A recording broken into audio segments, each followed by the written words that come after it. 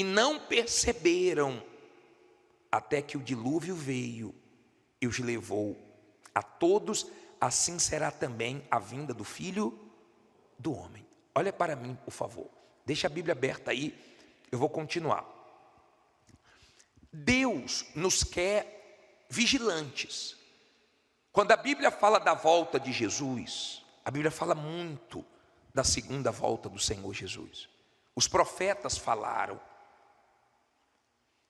Os anjos, quando você lê Atos 1:11, quando o Senhor Jesus estava subindo, os anjos falaram para os discípulos que aquele que estava subindo também ia voltar. E o próprio Senhor Jesus prometeu vir buscar a sua igreja. Eu não tenho nenhuma dúvida acerca da volta de Jesus. Nenhuma, zero. Eu tenho certeza que ele vai voltar. Certeza, não tenho um pingo de dúvida. Para muitos vai ser um dia de lamentação, de tristeza, de uma forte dor. Mas para os que estão preparados, vai ser um dia de muita alegria, e uma alegria que não vai acabar mais. Lembra quando nós cantávamos? Essa alegria não vai mais sair. Desse dia em diante, para os salvos, ninguém tira mais a alegria deles. Acabou, venceu. A nossa vida ainda não está definida. Nós não morremos ainda e o Senhor Jesus ainda não voltou. A nossa vida não está definida. Nós estamos todos os dias lutando, pensando antes de agir, temendo a Deus, para não perdermos a nossa salvação. Mas nós estamos ainda na caminhada. Nós estamos ainda numa luta. Estamos numa luta. Não sabemos nem um dia da volta do Senhor Jesus, nem um dia da nossa morte. Ninguém sabe. Sabemos que vai chegar, cedo ou tarde. Mas não tem ninguém ainda que está vivo que possa baixar guarda, achar que já venceu a luta, porque muitas pessoas perderam a salvação perto da chegada, perto da sua morte. Muitas pessoas, não foram poucas não. Começaram até bem, mas não conseguiram terminar bem. E o diabo conseguiu passar rasteira, conseguiu enganar perto da linha de chegada. A volta do Senhor Jesus tem que ser algo que não pode sair da sua mente. Você vai entender por quê. Olha o que diz aqui no versículo 40. Então você tem aí o exemplo que nós já falamos em outras reuniões de Noé. Você já parou para pensar como foi no dia de Noé? Ele pregou e as pessoas deveriam falar assim: mas você falou isso há tanto tempo atrás e até agora nada. Você fala, o dilúvio até agora nada. Imagino quantas coisas ele ouviu. Mas tem uma coisa: quando a porta fechou, quando o dilúvio veio, quem não entrou na arca pereceu. Eu entendo assim: quem morrer sem salvação, ou quem ficar depois que Jesus voltar, vai gemer. Está perdido.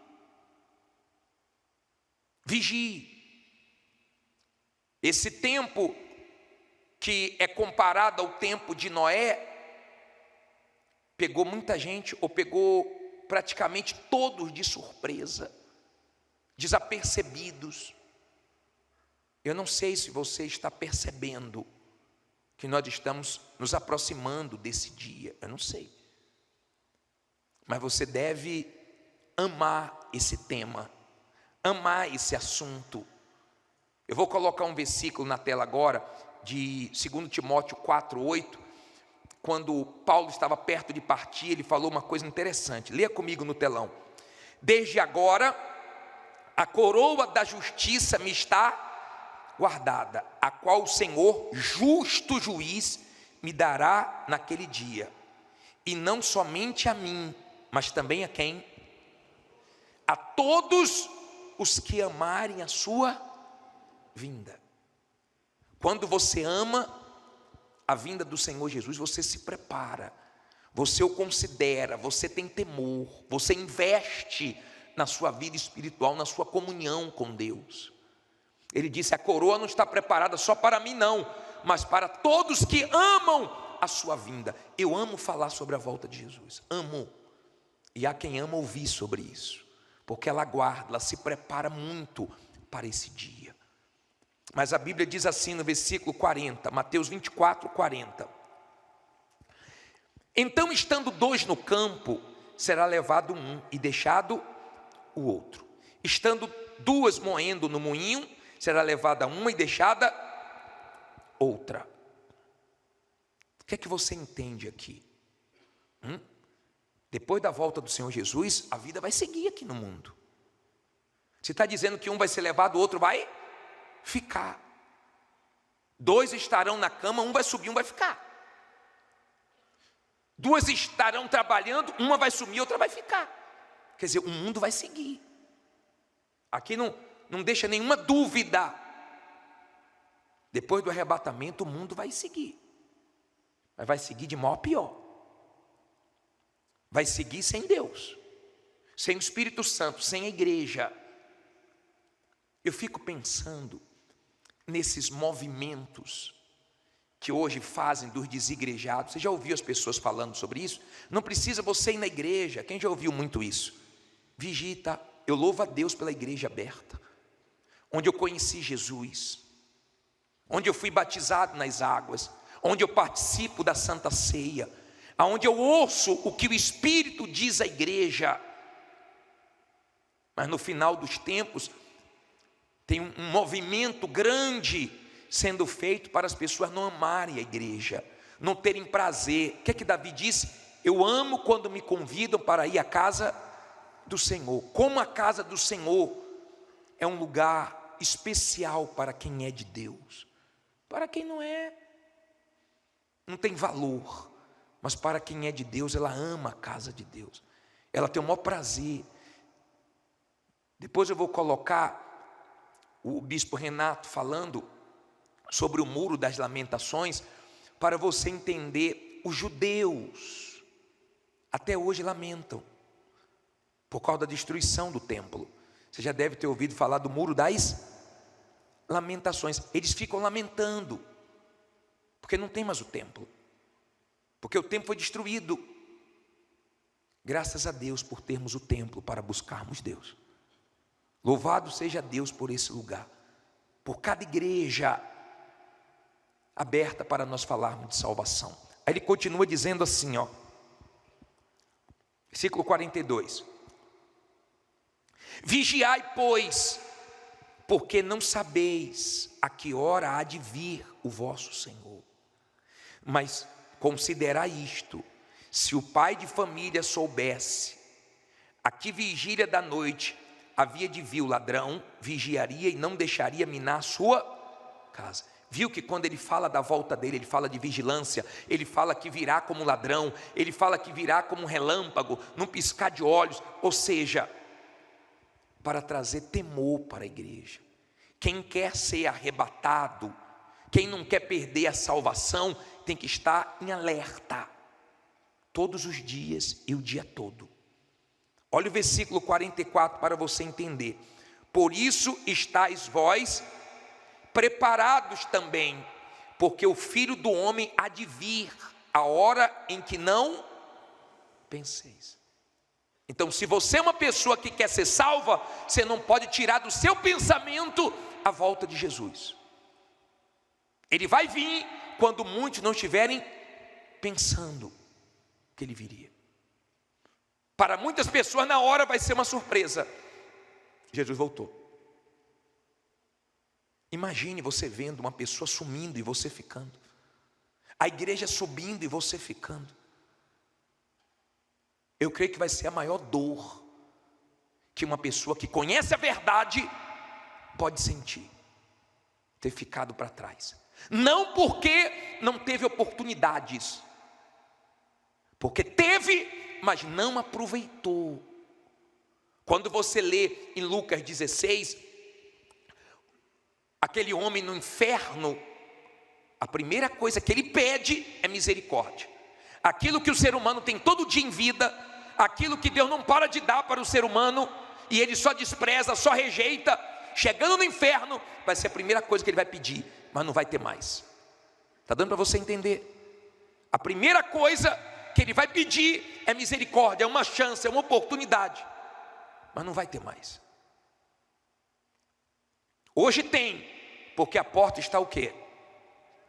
A porta da salvação está assim, ó, aberta. Então tem salvação.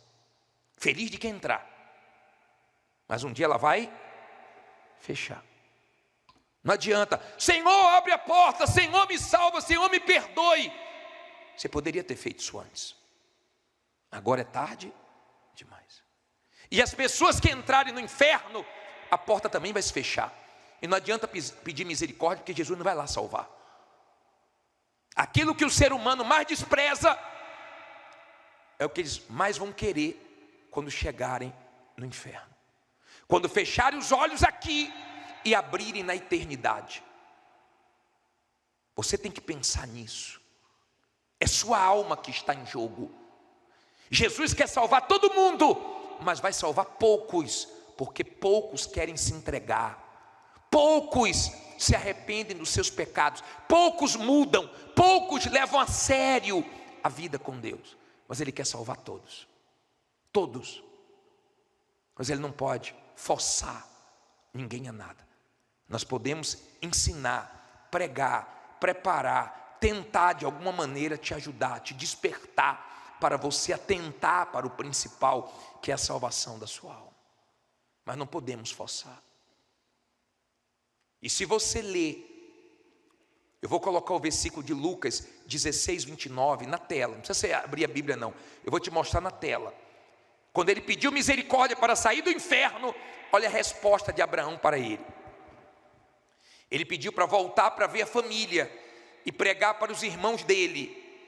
Aí Abraão disse assim, disse-lhe Abraão, tem Moisés e os profetas. O que é que ele disse aí? Ouçam-nos. Olha para mim, por favor. É o que o ser humano menos gosta de fazer. O quê? Ouvir. Se você tem um filho, se você tem uma filha, você sabe a dificuldade para falar com eles. Porque quando você começa a repreender, não quer ouvir, bate boca, não gosta, fecha a cara, vira as costas. Sim ou não? Escute, por favor. O ser humano não gosta de ouvir, e a salvação vem pelo ouvir. O Senhor Jesus entrou na minha vida pelos meus ouvidos. O dia que eu dei ouvidos, quem não dá ouvidos à voz de Deus não vai ter salvação. Nós estamos falando, Jesus vai voltar, pense nisso, invista nisso, e as pessoas estão brincando, as pessoas estão zombando, as pessoas estão criticando, as pessoas nos chamam de loucos, de ladrões, de aproveitadores, mas tá bom, daqui a pouco a gente some. Aí nós vamos ver se a palavra de Deus é verdadeira ou não. O que o ser humano tem de chances, que Deus dá, porque Ele é misericordioso, Ele espera o ser humano se arrepender, Ele espera o ser humano se voltar para Ele, mas o ser humano resiste. Vamos ao versículo 12, Mateus 24, 12. Vamos falar sobre esse grande sinal da volta de Jesus. E eu vou te dar alguns exemplos. Mateus 24, 12. E por se multiplicar o quê? A iniquidade, o amor de muitos esfriará. Olha para mim, por favor. Essa semana que passou aqui em São Paulo,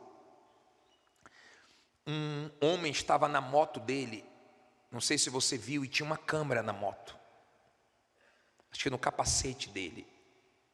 E dois criminosos pararam do lado e pediram a moto, anunciaram o assalto, e mandou ele sair da moto e colocar a mão no guidão. Ele obedeceu, ele não resistiu, ele não partiu para cima.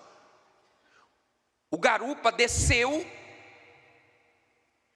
E o que estava pilotando a moto falou: atira, mata fio, mata fio.